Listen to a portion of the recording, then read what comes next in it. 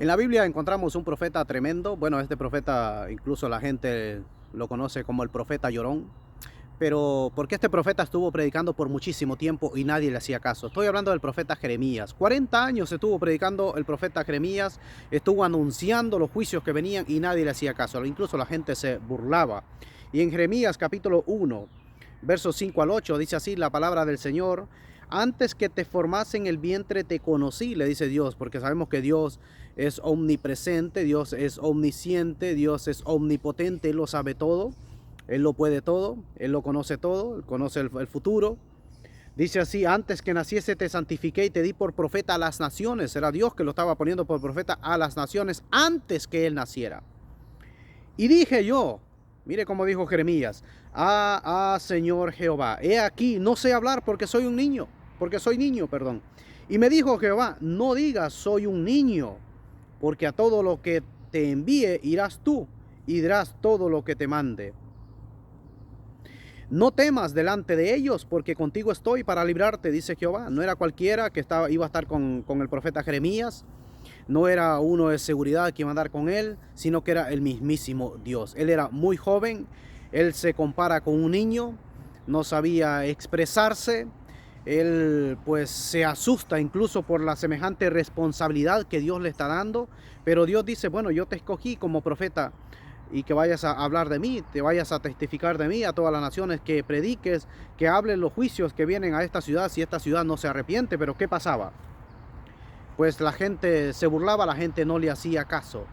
Pero cuando nosotros recibimos ese llamado, nosotros no nos comparemos también como niños, porque cuando hemos sido llamados por el Señor para que prediquemos la palabra del Señor, cuando hemos sentido ese llamado y tenemos las ideas muy claras a qué nosotros hemos sido llamados y a qué no hemos sido llamados, Dios nos va a capacitar y Él nos va a dar la gracia. Él va a poner palabras en nosotros para que nosotros sepamos cómo hablarle a ciertas y determinadas personas. Es Dios que hace la obra, es Dios que nos usa por medio del Espíritu Santo. En ese tiempo, el Espíritu Santo pues todavía no había descendido a toda carne, a toda persona, a todo creyente, sino que era que solo venía por momentos a los profetas, a los reyes, a los sacerdotes. No es que siempre lo tenían. Y cuando el Espíritu Santo se revelaba y Dios hablaba, porque los profetas eran los voceros de Dios. Pero aquí Jeremías se asusta porque lo primero que tiene, la primera sensación que sintió el hombre en el jardín del Edén después de haber pecado es miedo y vergüenza, porque el ser humano siempre tiene esa tendencia de tener miedo, pero nosotros no debemos de tener miedo de predicar la palabra del Señor.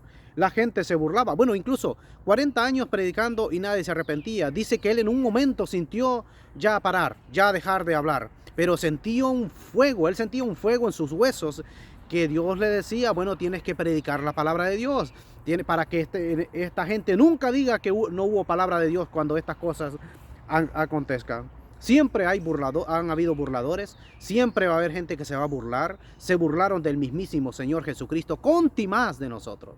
Pero como decía el apóstol Pablo: no me avergüenzo del evangelio, porque es poder de Dios para salvación a todo aquel que cree, al judío primeramente y después al griego. Nosotros no debemos de tener temor, no debemos de avergonzarnos del evangelio.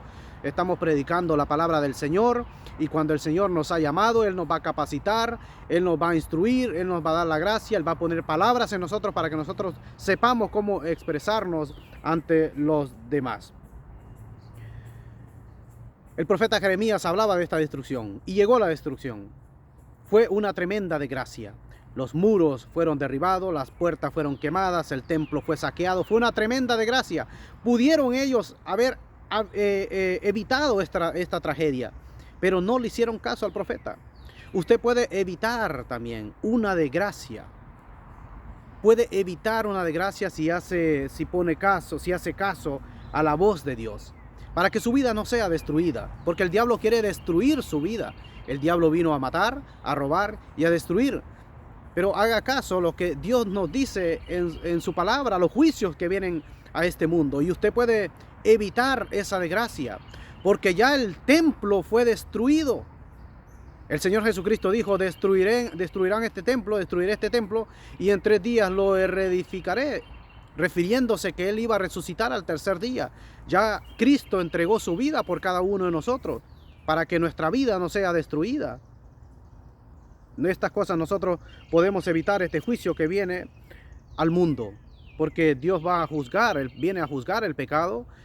Las profecías están claras en la palabra del Señor. Jesucristo va a regresar una vez más en su segunda venida, pero ya no va a venir como aquel corderito, sino que va a venir como juez justo a juzgar el pecado. Pero usted puede evitar ser juzgado, usted puede evitar ser destruido, como pudo haber evitado esta gente la destrucción de Jerusalén. No le hicieron caso al profeta Jeremías y las consecuencias fueron tremendas. Se lo llevaron al cautiverio y lo que pasó fue tremendo. Ellos pudieron haber evitado estas cosas si hubieran prestado atención a lo que el profeta les decía.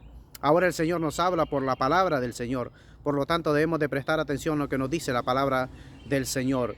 Y para que usted se evite esta tragedia que es la muerte segunda, evite pasar una eternidad en el infierno, se salve de esto, porque ya el Señor Jesucristo lo hizo todo. Lo que tiene que hacer es reconocer que Jesucristo es el Señor, es la máxima autoridad, que no nos hicimos nosotros mismos, sino que Él nos hizo a nosotros.